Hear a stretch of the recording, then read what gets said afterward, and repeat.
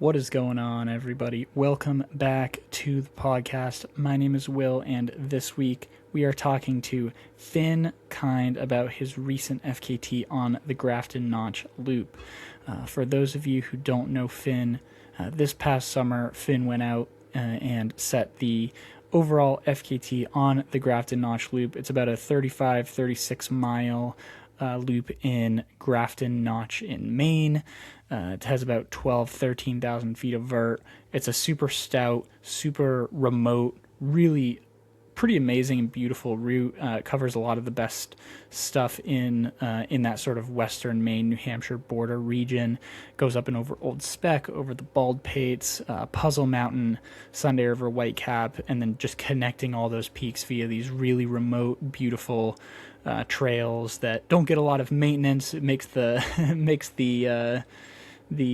adventure all the more adventurous out there for this FKT. And he was able to take down Peter Howe's 2020 FKT by 11 minutes.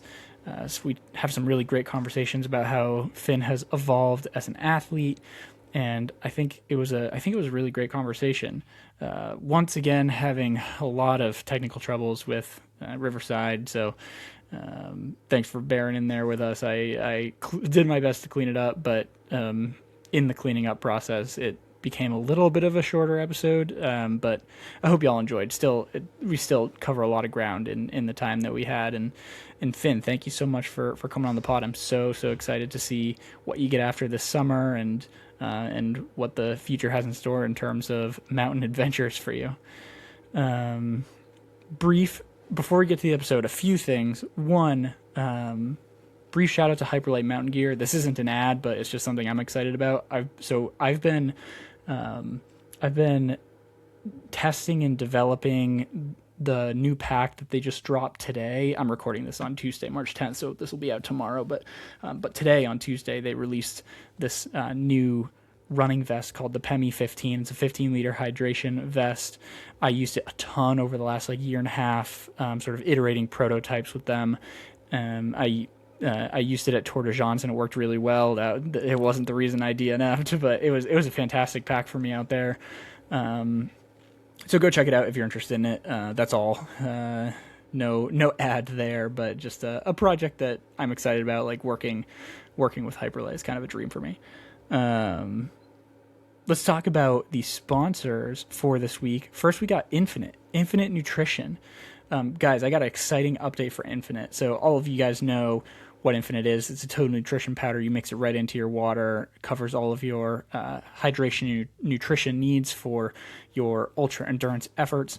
But now, from a little collaboration with Infinite, you can actually buy my multi-day race blend straight off their website. So if you go on over to their website and go under search under their partner formulas and then filter by athletes, you can find, again, my multi-day race blend there. It's basically the same race blend that I've used on all of my FKTs. So both rounds of the New Hampshire 48, both rounds of the Long Trail, used it at Tour de France. Really the only things that are different in there, sort of formula to formula, is the flavor.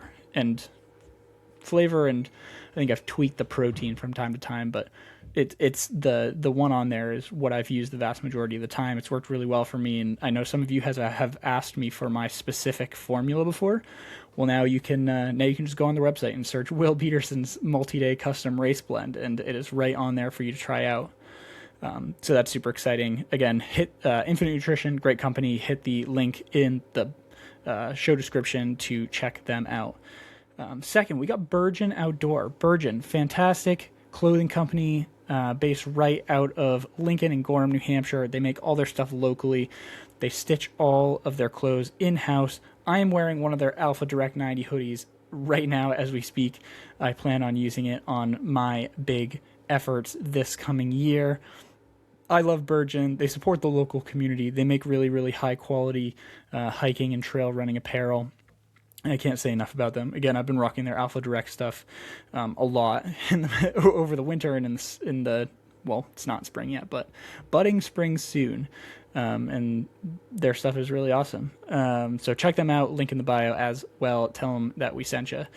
And And that brings me to, speaking of big efforts this summer, tune in to the next episode of the podcast. I think in the next episode, I'm going to drop what my calendar is for the year. I've been holding it somewhat close to the chest. I feel like a lot of people kind of know what I'm up to this summer, but for those of you who don't know, you'll find out in the next episode in a couple weeks here. So stay tuned for that guy, and it might come out on my Instagram shorter or sooner than that. But for those of you who don't indulge my personal Instagram account.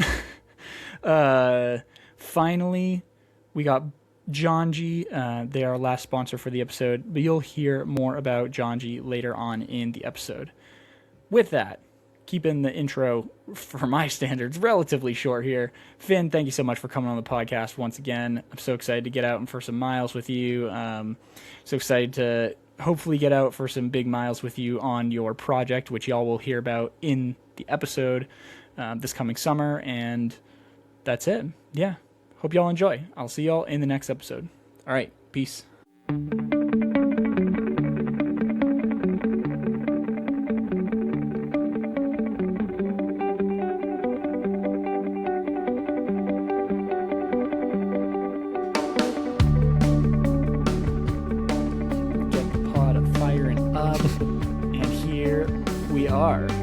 Kynd, thank you so much for coming on the podcast.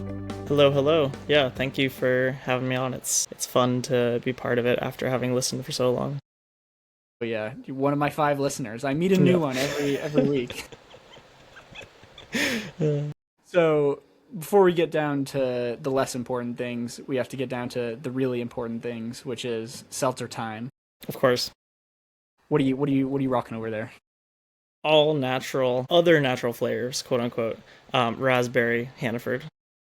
Very nice. Hannaford, the finest brand of seltzer. I have here a grapefruit. I'm still lacking on the cranberry lime. I haven't upped my stock of the cranberry lime, but I've got a Hannaford brand grapefruit, and it's gonna do the job today, get us through. I recently learned that one of my close med school friends has a boyfriend who's like in finance for Spindrift. And I was furious with her. Like, why am I not sponsored by them yet?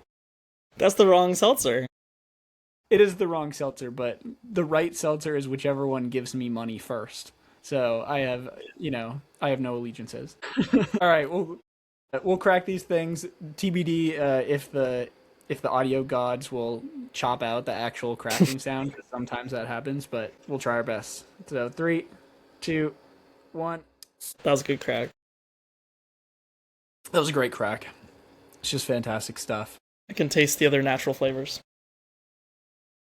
So if you're out of my 5 podcast listeners, there's about 2 of those who are just here for the seltzer content, and then they log off. If you're one of those folks, you can head out now. The episode is complete. But I guess for the rest of the time, we'll talk about the real reason you're here, and that's to chat about the Grafton notch loop.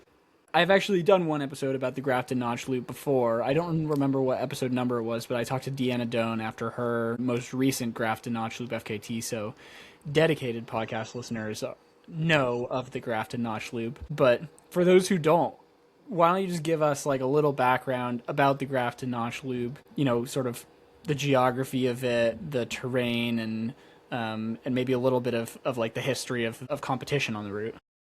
Yeah, it's kind of on the newer side. I mean, some sections of it was finalized in 2007, and it sits right on the Maine New Hampshire border at the end of the Mahoosics, kind of north of the Androscoggin River, north of Bethel, Newry, and it's a pretty perfect loop, kind of traversing around the Grafton notch. It's around 36 miles. 12 to 10,000 feet of climbing, and it's a special spot that I think most people just kind of drive through, go to the little kind of pit stops along the way in the state park, but there's a lot of trails that don't get a lot of travel, and I mean it's been run quickly by a handful of people over the years. I was actually just looking back at the oldest time. It was Yeah, it was from 2008, just the year after it was finalized, from some folks that did 13 and a half hours.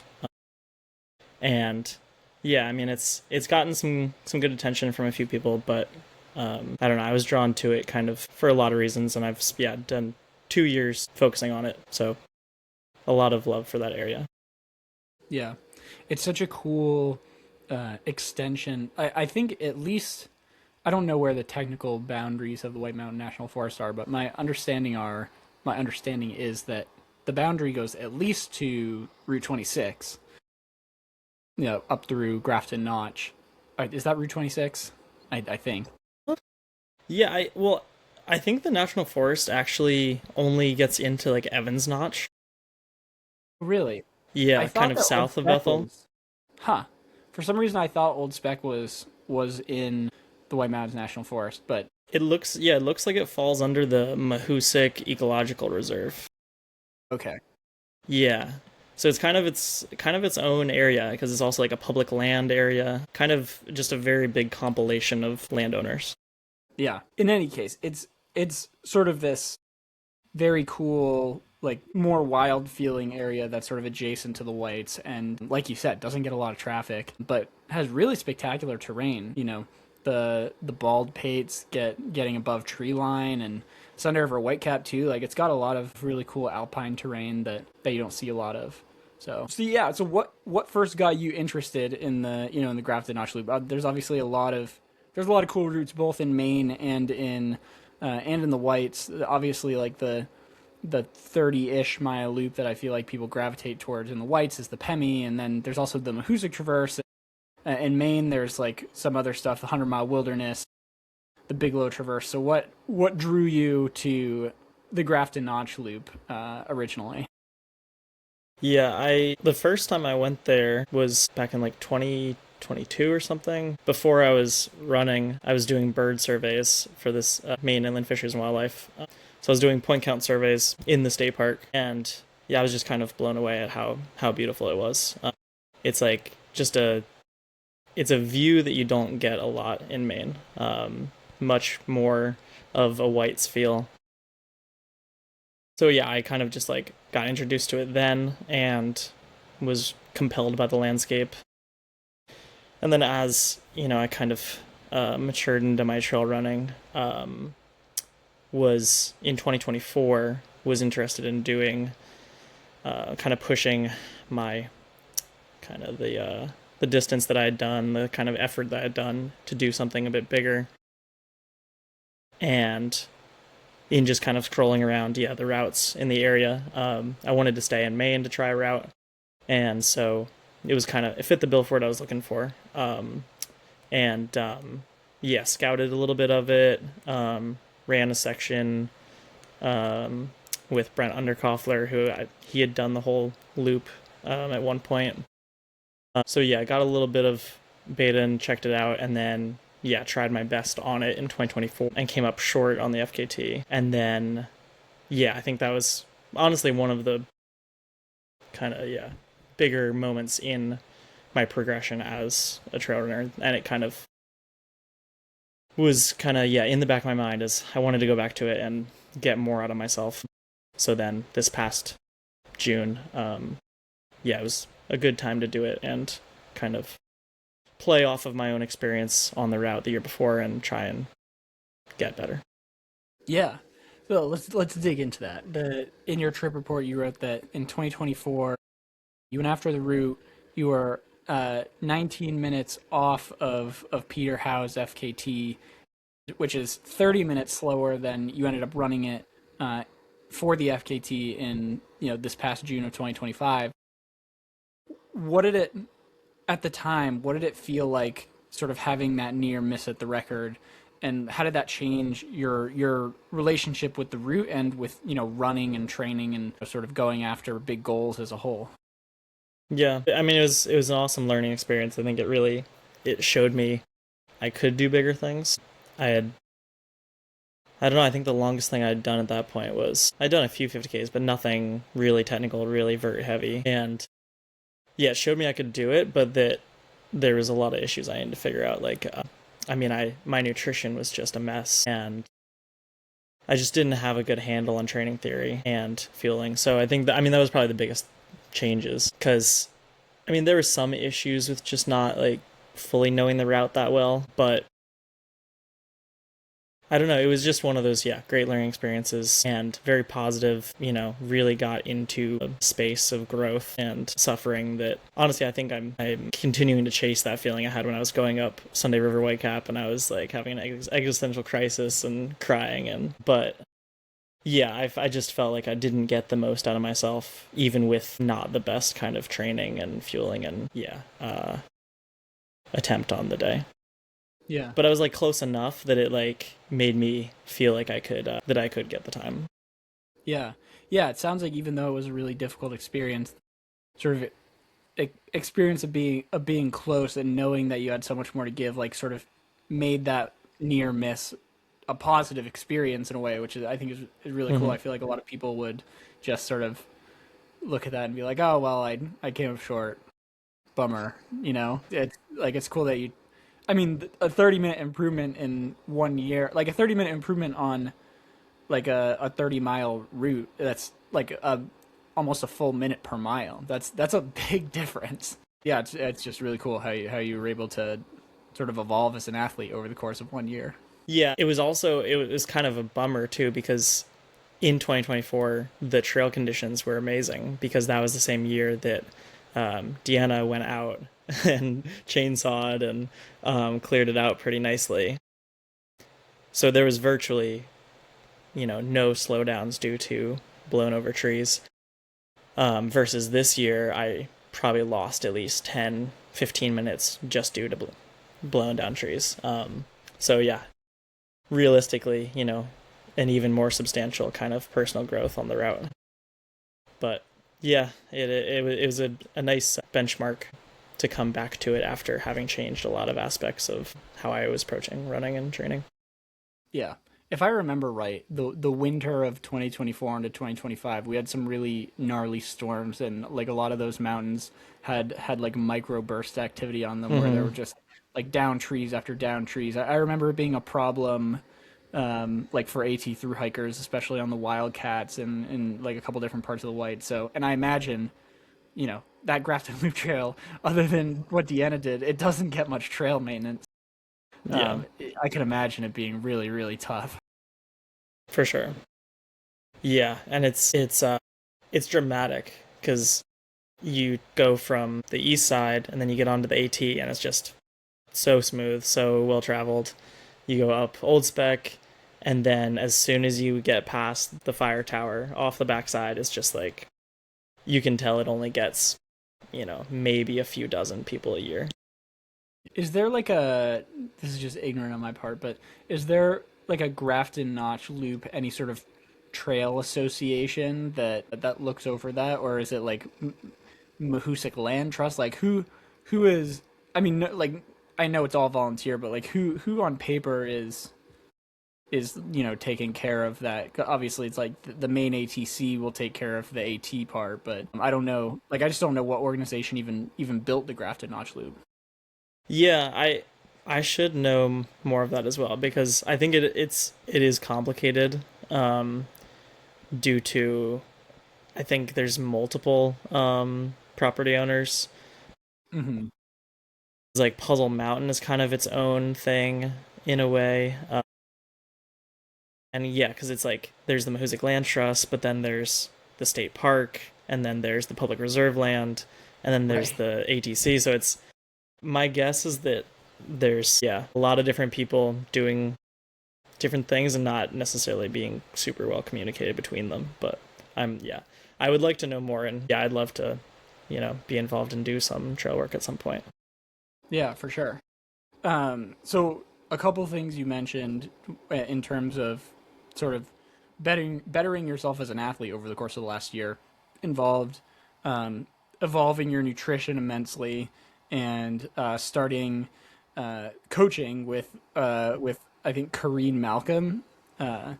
Is Talk to me a little bit about the coaching. Like you talked in your trip report about training smarter and training harder. What does that exactly look like day to day? Is that sort of like, have you been coached before? Was that a humbling experience for you? Did it reinforce that you already knew a lot of it? Like, what was that experience like? I started working with Corinne Malcolm in November of 2024, and yeah, before then had never ran in school or any organized sport. So I had kind of just been floundering a little bit, kind of doing what I could, learning what I could to try and train as best I could, but it was very unstructured. And yeah, for months had been wishing that I'd been working with someone, and then reached out to her and started working with her in November of 2024. And so it felt groundbreaking for me because I had always struggled with inconsistency and injuries setting me back, just mostly due to me not recovering well enough and kind of inconsistencies in a lot of ways. So that first winter, it was, I mean, I guess, building into Grafton, I did still have a couple of injuries going on, but having the structured training, doing a lot more threshold workouts, a lot of cross training, and just, being structured and smart about things, coming from a baseline of really no structure. So I think that, any of that consistency makes a huge difference, and the guidance of her made a big benefit. And then, kind of tinkering with nutrition was a huge factor. But even with the effort at Grafton, like, it was a messy kind of spring because I had been dealing with a hip flexor issue and then was sick for a few weeks, and then I did a 25K race on Antelope Island in Utah. Mm-hmm. So we were living in Utah at the time. And then after that had like a knee issue. The whole original idea was to do 100-mile wilderness. But it was just, the training was too inconsistent. I didn't feel confident enough in the volume and being prepared to do that big of a distance. So it was definitely it was a pivot to go to Grafton, but I think it's super validating and will be cool long term to just see that like year transition going from being fully unstructured, trying to do my own thing and kind of failing, to having really great professional help and getting the most I could get out of myself at that time. Yeah. So would you say that your overall training was geared towards like 100-mile running? It like was 100-mile wilderness over the course of the training block the A goal that you were training for? It was the vision, but we didn't really even get to the point of 100-mile training because I was just recovering from the injury and then sickness, and I never got actually to a great level of consistency and volume. So it was kind of just base building. I didn't do any vert really that whole spring because of the knee issue. So it was all uphill treadmill threshold basically, and kind of cross training volume. And then a month before doing Grafton, I paced Finn Melanson at Cocodona for 30 miles. And that was kind of like a test piece to be like, going into it, I was, if I injure myself more, I'm totally fine with it because it's a great experience. Mm-hmm. But it showed me that I could do 30 miles and be okay, because my knee had just been kind of rocky going up into that. And that kind of made me be like, okay, I mentally, I need to get a hard effort out this spring, and Grafton is the one that is most motivating. But I really did not have a great training block going into it due to those different factors. That's really interesting. And so when you look back on it now, I could see it sort of going two ways. Like, either you think to yourself, man, I left a lot on the table because, like, if I'd had a better, more consistent training block, I could have run faster. At the same time, I feel like you could look at it and say, man, I was able to run what I ran without a really good, consistent training block. Like, I've got so much more potential in the tank. When you look back on that effort, where does your head sort of go, and how do you, how's that sort of, advised where you go forward from Grafty? Yeah, I think it was very validating that I was able to have that much of an improvement without having felt super confident in what I was able to do. I think do that 25K race I did, that was the first race I had done in a year and a half, because I had gone through multiple cycles of injuries. So yeah, I mean, I at this point I've been running for about 4 years or so, and in that time I've like had some like personally validating great days, but it's been just like really fragmented with injuries and issues. And so yeah, I'm very proud of what I did at Grafton, knowing that that was really only the beginning of kind of consistency for me.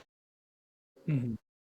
And yeah, it's the like kind of the first entry point into the longer distance mountain stuff that I feel like I can be proud of and see that as the kind of starting point of where I've been kind of building since then. But yeah, it's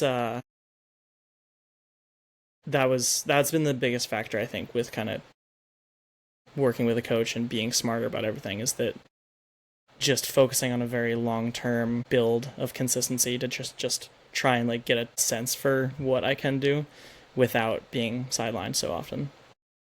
Right. So I think yeah, it Grafton made me really excited, and it was a great kind of I mean, it does make me want to do it again after actually feeling more prepared for it. But yeah, a very good point on my progression. Yeah, for sure.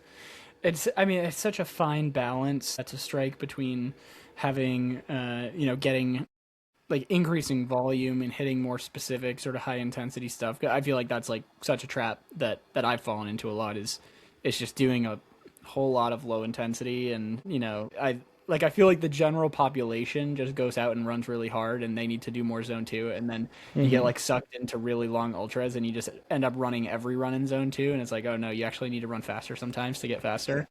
Yeah. But on the flip side, it's like ramping up volume and doing more intensity. It is so easy to like tip over into the injury zone. Have you since then?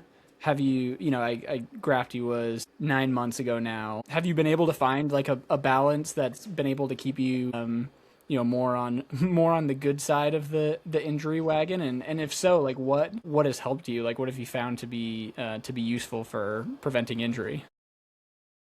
Yeah, it's been really good since then. I think most of my injuries have kind of originated from not recovering well enough after hard efforts. So I mean that whole winter leading into that became very comfortable with fueling well, and that I think is a massive factor of not getting injured since then. And yeah, so I after Grafton went up to Canada for a month or so, and that was just really like making sure the first few weeks that I didn't overdo anything or strain anything, and then jumped back into the trails in August. And the hope was to do a fall marathon to build into doing JFK 50 miler, and consistency and everything was working really well. The marathon training was being really successful, but I did kind of in a good way, because I think all of my other injuries never really were due to like kind of pushing my limit. It was all just bad recovery, really. Mm-hmm. So yeah, shortly before doing the marathon, I had a little bit of a just like almost feeling of like beginnings of like a stress reaction type feeling in my shin, and so then I like pulled it back, said no to the marathon, and then was able to get back to it after 2-3 weeks with no issues. But then that kind of derailed that fall, because then I didn't feel comfortable going into JFK, because it's too alluring to just like jump from one thing to the next thing when I know the biggest benefit is just staying consistent and not overdoing it. So that's just been the name of our training since Grafton, is just like, yeah, it's trying to stay steady and build a solid foundation to then to jump off of. So yeah, this whole winter has been speed based, going into a half marathon this month, Mm-hmm. just because with my the responsibilities I had this winter, couldn't be doing a ton of skiing or really any trails, so it was all just focusing on road speed. Sure. But yeah, I think that that's the great thing about the Grafton was the start point really of like being strong and consistent, and I'm excited to kind of go from where I'm at now, which is feeling really good. Yeah, that's exciting. It's cool to sort of see the different pieces start to come together in a way that feels sustainable. Yeah. And it's it's encouraging. I feel like even when you have to drop a race, it's an encouraging feeling to know a year ago I might have just tried to run this when I shouldn't have, and it would have set me back even further, you know. So I think that's really positive. I want to talk too about you talked about immensely evolving your nutrition this time around for Grafty, and I want to know like what did sort of coming at things in 2024, sort of not from a formal running background to having a coach and like getting it sound like via the trip report getting more into like the ultra fuel and high carb and that stuff. Like what Mm. did what did fuel look like in 2024, and how did you go about overhauling it for 2025? Yeah, 2024 was, it's just an embarrassing thing back. I was eating like Cliff bars and like Pro bars, just like choking down like date bars and stuff, and Oh God. like doing like 1 noon tab in a flask per hour because I had no sense of like sodium needs. And then yeah, it resulted in like when I was climbing up Old Spec, and then really after that, just like fighting off probably both fatigue based and sodium based cramps. And I mean, I've been really lucky. I've never had major stomach issues, so I haven't been sweat tested, but I must be in like the middle ground where kind of the average is fine for me. I've never had any issues there, so thankfully, like stomach wasn't really an issue, but it was just I think I was definitely in a state of low energy. Mm-hmm. So yeah, kind of in the year since then, transitioning into very easily accessible carbs and being more consistent with fluid and electrolytes. So yeah, the for Grafton, the second round, I was doing yeah, for the first 6 hours, I was really good, right around 105 grams an hour using precision gels and Tailwind drink mix and NAC boost and Ultra drink mix. And then yeah, I lost like one of my nutrition sachets somewhere after Old Spec. And so then missing that hour, I think, just made me feel a little off. So then, yeah, the precision gels weren't hitting very well in the last hour and a half. But up until then, it was, I mean, very steady energy. And interestingly, and I think the space that the most time can be improved on is the climb up Old Spec, because in the similar fashion, on the second round, I had on the verge of cramping, which I think that this time around was purely fatigue based because it wasn't very hot and my sodium, I'd been doing about 700 milligrams of sodium an hour and that had been feeling really good.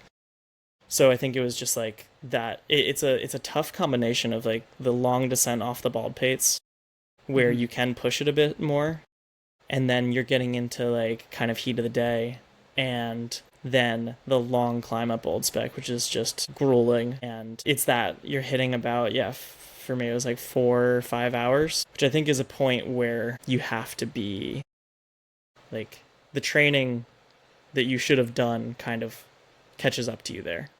So I think Mm-hmm. that my lack of vert training kind of caught up to me at that point. And so I think, yeah, looking back on my splits, I'm just like, I lost 2-3 minutes per mile on that climb up Old Spec due to just feeling low energy. And yeah, that's definitely, I've been experimenting with pushing up to 120, 130 grams an hour in workouts and long runs, and I haven't had any side effects and only higher energy levels and higher output. So I think that I might be somewhat of a like higher responder to that. So I'm very interested to see how that goes with like spring races. Yeah, totally. And I think I saw in your trip report that you said you averaged about 105 grams an Yeah. hour on the grafted notch loop. I mean, it sounds like there's opportunity there for, you know, almost a 20-25% gain in, you know, in carb intake. That's like if you can stomach that, that's that's Mm-hmm. a lot of improvement right there. Yeah. It's very interesting. All right, quick break from the episode to tell y'all about the last sponsor for this episode, and that is Janji. Janji. Janji is a high performance athletic clothing and apparel brand They make really high quality stuff for trail running and backpacking. I've been really digging, as you guys have probably heard on the podcast before by now, I've been really digging their Vortex wind and rain gloves. Those have been keeping me warm all winter. They're like shockingly warm for sort of the warmth to weight ratio. I think they weigh. I don't want to say the wrong thing, but they weigh like no more than just a regular pair of running gloves, and they add so much weight with the wind and rain cover, or not weight. They add so much warmth with the wind and rain cover. I've also been rocking their half tights and their AFO split shorts a whole lot going into the spring. I plan on using their AFO middle shorts. I think the 5-inch cut for my big projects this summer. So super stoked on John G. If you want to check them out, go to the link in the bio. Use code from the backcountry, all one word, for 10% off your order.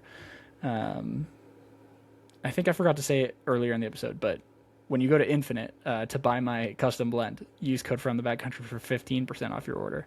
That includes my custom blend. So anyway, this is an ad for John G, not Infinite. But that's it, guys. I hope you enjoy the rest of the episode with Finn, and I'll talk to you later. So the question I had for you was about, you talked about how, you came off that descent off the Baldpates, that long runnable, more runnable descent, and then felt really sluggish going up Old Spec. From what I remember in your trip report, you mentioned that I think that your flat ground and downhill running legs continued to feel quite good throughout, through the end of the effort, and that it was like climbing that really slowed you down. Do you what do you attribute the slowdown on the climbs to? Think it was pounding those downhills, or like why do you think it was the uphill that took the hit and not the flats or the downs?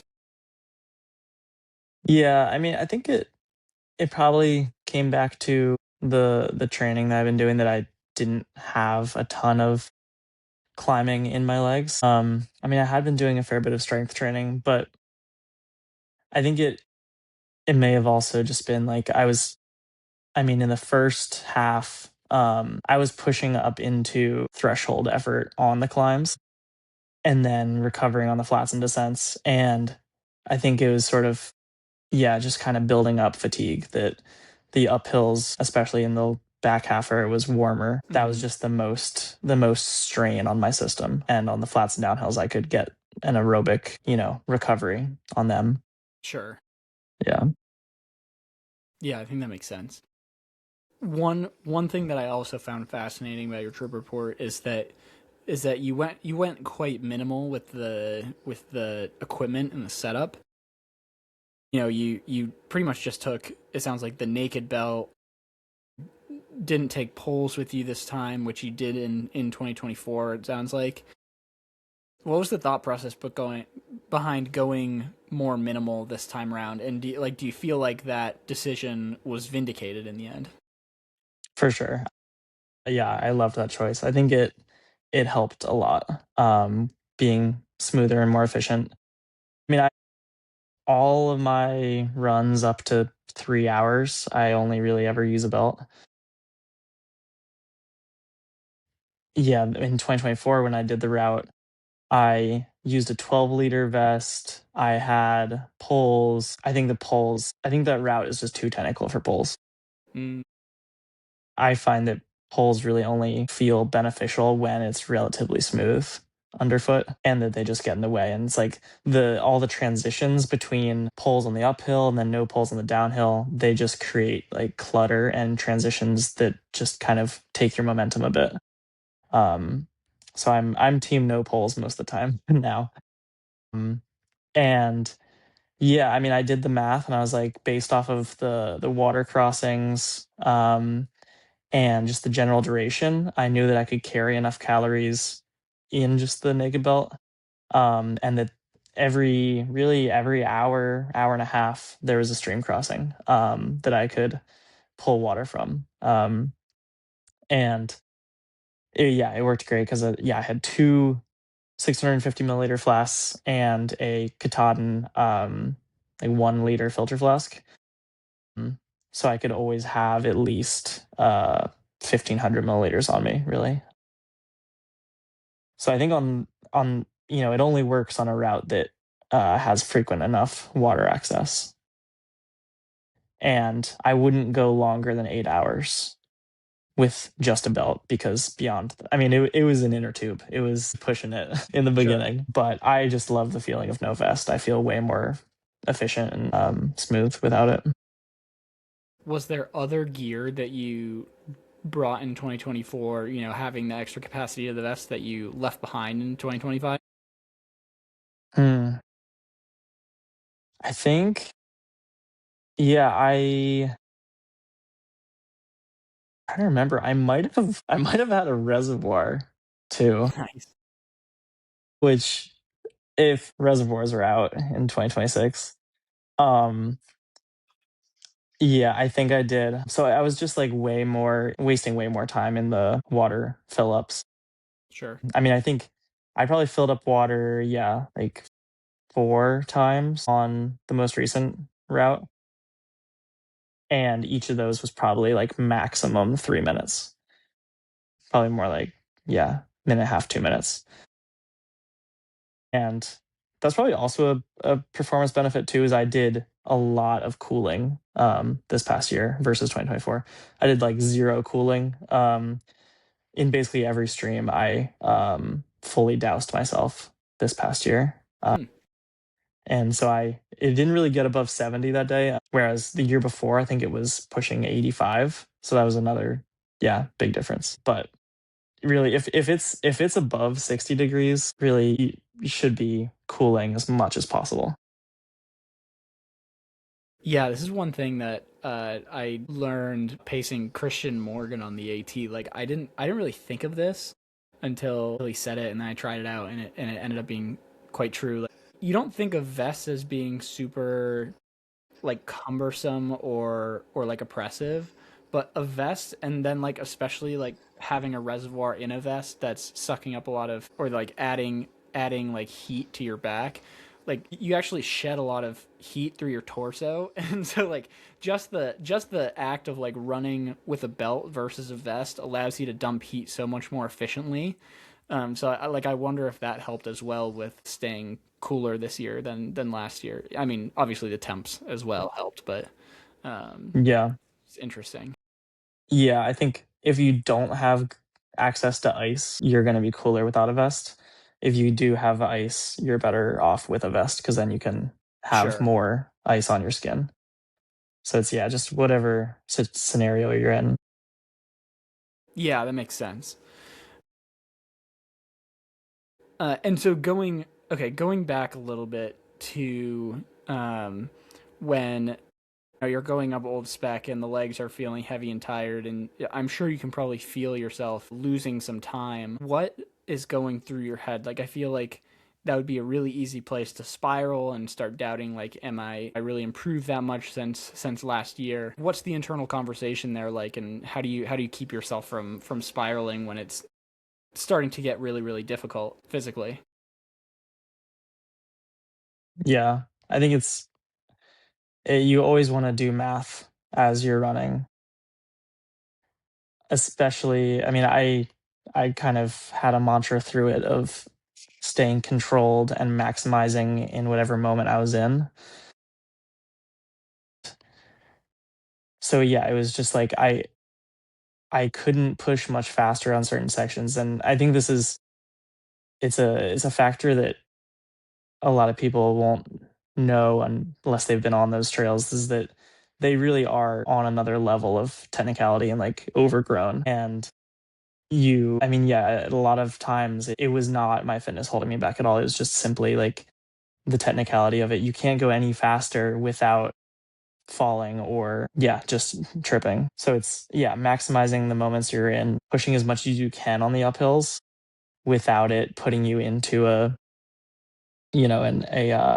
energy hole. Mm-hmm. So I don't know. I think when you're on technical trails, you can't rush anything, because when you do, you make mistakes and then you derail your fueling because you're not paying enough attention. I think, yeah, rushing in anything, it never actually gets you there faster. Yeah, Jordan Fields would always tell me that when it comes to White Mountains terrain, slow is smooth and smooth is fast, and I think that certainly holds true in the Mahoosics. It's like you to some extent, like you said, rushing just slows you down in the end because you make mistakes, you tweak an ankle, you start stumbling all over the place, and just moving very methodically and intentionally, even if it's quote unquote a little slower, like ends up being faster in the end. Yeah, for sure. Yeah, and I mean, the route is really interesting because there are a lot of sections that don't have a ton of climbing or descent. It's kind of just rolling, but it's so hard to maximize those flatter sections. Like, I mean, I think I had my the most fun fast section is once you get off of Old Spec between there and Sunday River Whitecap. It's like 2 almost 3 miles of actually like smooth flowy trail, and the whole time leading up to it, I was just like, I want to be able to push there. And then even still, I think it was only like an 8-10 mile or something, like you know. It's um it's a very very interesting route. And I mean, I've done the Prezi, I've done the Pemi. I think it's interesting to think about this one versus the Pemi because, the profile is close, but it's like, yeah, I think Grafton is a different representation of the Whites and Northeast Trails. And it's yeah, you have to stay really locked into navigation a lot of times too, Hmm. because yeah, it's just so easy to lose the trail and to stay locked in to be making the most out of each patch of the terrain. Totally. Yeah, I mean the Pemi is the they're very different. Like the Pemi has 6 or 7 miles of railroad bed. Hmm. And then like even once you get up into the mountains, I mean obviously Garfield Ridge is an incredibly difficult section of trail, but it's not like a navigational challenge or like Hmm. really all of the difficult parts of the Pemi Loop are on the AT, which is quite easy to follow. And so yeah, I look at plus, my understanding, I haven't run the whole thing, but I think Grafton has 12,000 vert and Yeah. the Pemi has 9,000 vert. So it's granted it's a few miles longer, but it's close enough that 3,000 more vert is pretty substantial. Yeah. So I definitely, I mean, I think overall Grafton has to be a slower course. I know Oh yeah. I know that Pemi historically might be like more like might have a little more race competition. Like it's an older route and has more times that people have gone after, but it's just like I think Grafton's just harder. Yeah. Yeah, it's also, it's like, I mean, the longest climb up Old Spec is probably, I don't know, maybe 2,500, 3,000 feet. The rest of the climbs are all 1,000 feet. So it's Sure. just like, it's, so many rolling climbs. Whereas, yeah, I feel like that first major climb up the Pemi is just, it's a different effort. Yeah, I'm super interested to race the Pemi at some point to get a sense for how fast that can be done, because yeah, it feels way more runnable in Yeah. general. Definitely. Like there's really only I don't know 5 miles of the Pemi that feel like ridiculously technical to me. It's like Garfield Ridge and then a little bit of the terrain coming off Haystack. If you're going off Haystack towards Liberty, once you're like between South Twin and the Bonds isn't that bad. As soon as you go off Bond Cliff, that's pretty runnable too. Yeah, there's a lot of runnable terrain on the Pemi. It's just fast. You have to be fast. Yeah. One other thing you mentioned that I'm curious about in your trip report was sort of the impromptu nature of Peter Howe's 2020 record. And I'm wondering how does that play into your thinking or your mentality that he sort of set this, I don't want to say casually because I'm sure it was a really really difficult effort for him, but it was, it did seem rather like impromptu, him going out and running this course. And when you're planning for it, like how does that play into your mentality? Yeah, it's awesome what he did, and yeah, it makes me wonder if he had gone into it with the full intention. I mean, I was only able to, scrape off 11 minutes. Um, you know, give him high carb and give him full intention. I'm sure he's blowing it out of the water. Yeah, I don't know. I mean, I tried to kind of think about his effort, but I mean, with the GPS differences between tracks, like I think our mileage was 4 or 5 miles different or something. Like the Yeah, GPS tracking on that in that area is tough. So it was like I couldn't go off of any pacing. I really the whole time I don't think I ever really looked at heart rate or ever thought about splits at all. It was all just do my best effort in that moment and see how close I get. So yeah, it was I mean, I didn't know I was gonna be under it until the last like few miles. So it was a very yeah, it was a cool carrot to chase, and I think I was almost more just thinking about yeah, improving upon what I did the year before and then just see where that gets me. totally. All right, this is the part of the podcast when I get into the nitty gritty where like almost everyone's eyes glaze over except for the four people who are like really invested in Grafton Notch. So there's four different ways to race this FKT. Right, you can either start from the southern road crossing, or the northern road crossing. And if you start the southern road crossing, you can either go counterclockwise, going up Puzzle, which is what you did, or you can go clockwise, going up Sunday River Whitecap. If you start from the northern trailhead, you can either go clockwise up the Bald Pates and down that way, or you can go counterclockwise over Old Spec and start that way. Walk me through the strategy of like why start at the southern trailhead, why go up and over Puzzle first, and if you did it again, like do you think you would race it in the same direction from the same trailhead again? Yeah, it is fun how yeah, just the nature of the geography, you can do that many variations. I I did it that direction just because that was the same way I did the year before, and it was the same way that Peter had done it. And but yeah, I mean, I also it was just nicer to not have to drive farther. Just start running sooner. Sure. But I think the fact that I had the kind of same low point both times, climbing up Old Spec, I would be curious to do it starting at Old Spec and going up and doing counterclockwise. But yeah, starting or clockwise? Yeah, counterclockwise.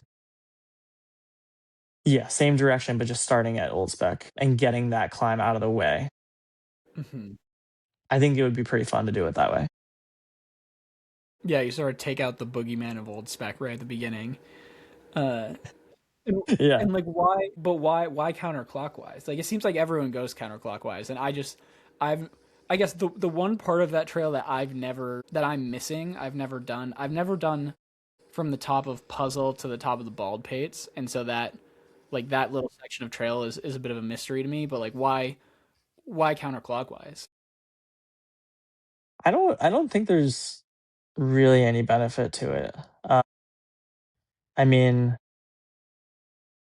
it's like it's a loop. You gotta do the vert one way or the other. Sure. Like, I feel like it's just yeah. I feel like only looking back, there was like maybe only one or two other people that had done it clockwise. Like the vast majority have gone counter. So I think it's just cultural. Like Yeah. one person does it and the next person does it. And there's probably I don't know. I think that, like the stream water access is pretty consistent throughout. So Mhm. I don't think there's really any like major benefit to it. It's just kind of if you want to do the same thing everyone else has done. Sure. That's fair. I guess the reason I ask, it's been so long since I've been on the Bald Pates, but from what I can remember, if you're like going northbound on the AT, the climb up North Bald Pate is really, really like steep and slabby. Hmm. And I picture trying to like run down that at full speed as being kind of terrifying. That Yeah, is it am I overhyping it in my recollection, or is it like sort of, gripping on for dear life on that descent? it's a pretty short section. It is pretty steep, but I don't know. I love sections like that where it's not as chunky, it's a little bit smoother, Mm. but it's just very steep. So I don't know. I'm faster and more efficient on downhills than uphills in general. So I think I like going down that section. And yeah, I think it's kind of whatever your strength is. Like I felt like I could, yeah, get good time out of myself going down the slabs. Um, so yeah, it's kind of whatever feels most natural to you. Yeah, totally. And then you talked about this a little bit earlier, but I'm curious about like if you were to do this run again, where would you look to take off time? Like how much time do you think was left on the table just from, just from the perspective of if I went out and cut a bunch of down trees, I would be a lot faster. And then sort of, yeah, like on top of that, if like what do you think is possible for you if given clean trail and given the institutional knowledge of the loop that you have now? Yeah. I mean I think if it's clear trail on the west side off of Old Spec, I mean I think I probably lost about 10 minutes between that and just like a couple, missteps on the east side too. And then yeah, I mean I think if I could feel strong going up Old Spec, could probably shave 2 minutes per mile on that 3 mile climb. So I think yeah, just trail conditions and just energy on the day, I probably left 15 minutes or so. And I think you're rewarded by having intimate experience with the route. I think it's not one that you can on site very well.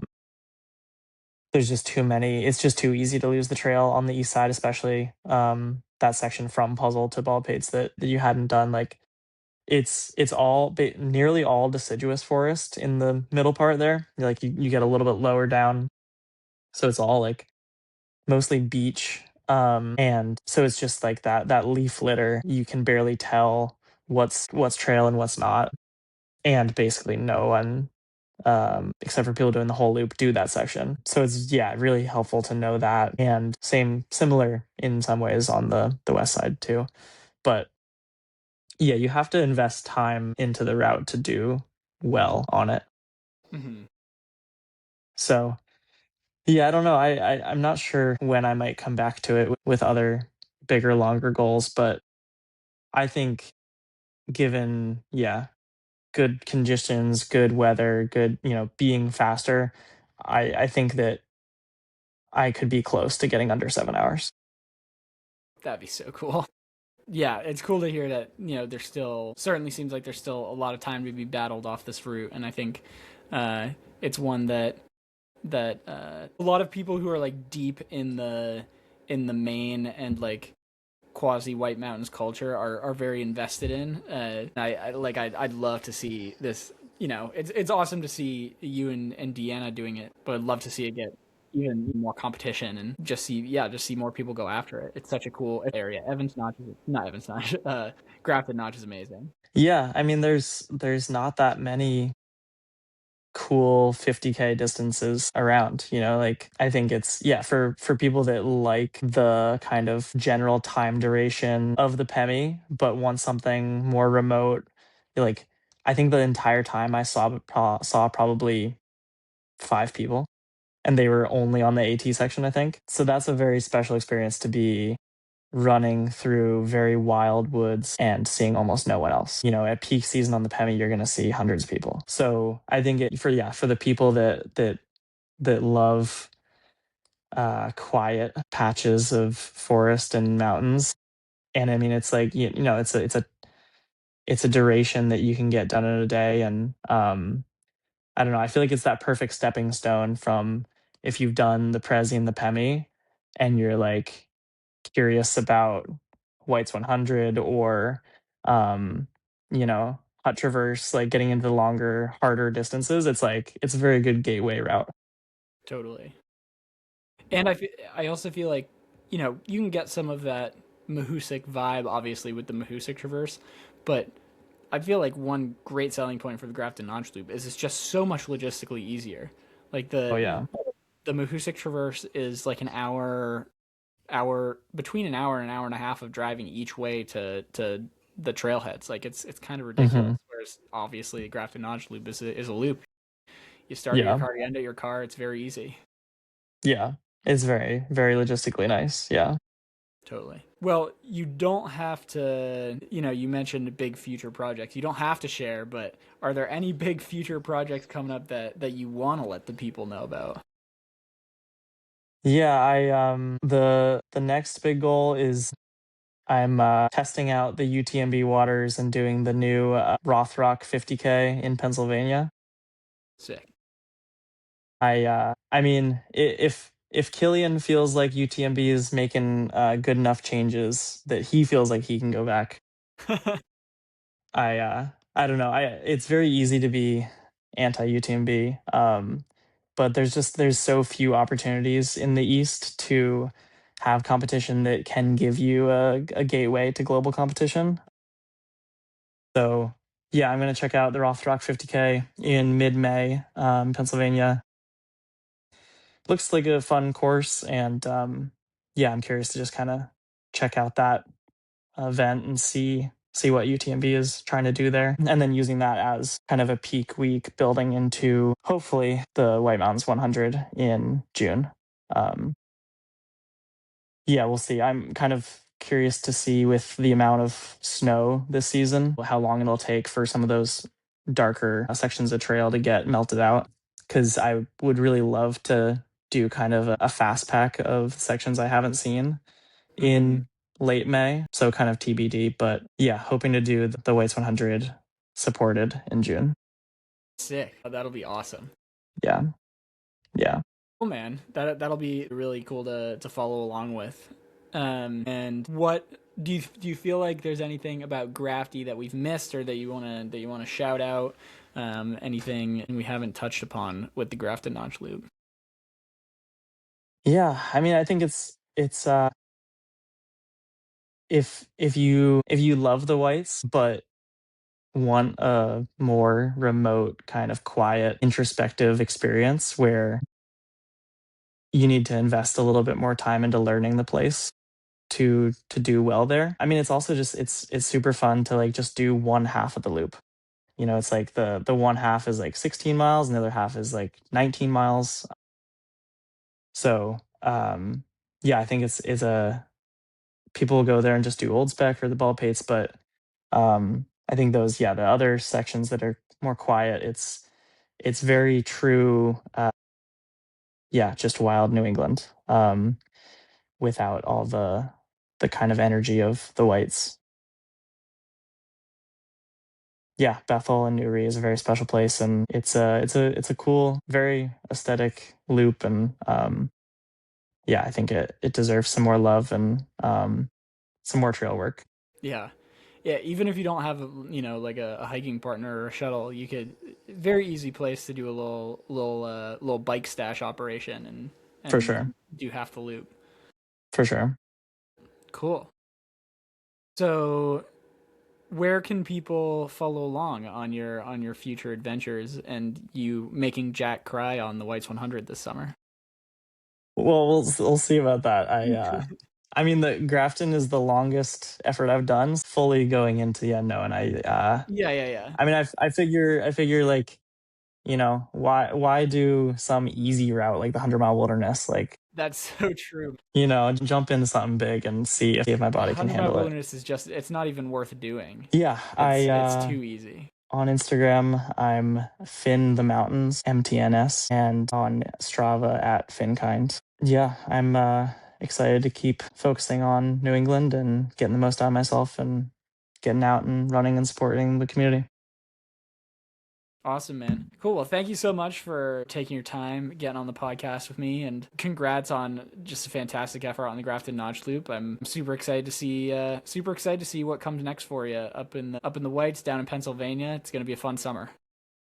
Yeah, yeah, and yeah, I'll be wondering what you're up to around mid-June, see if you want to go for a run with me in the Whites.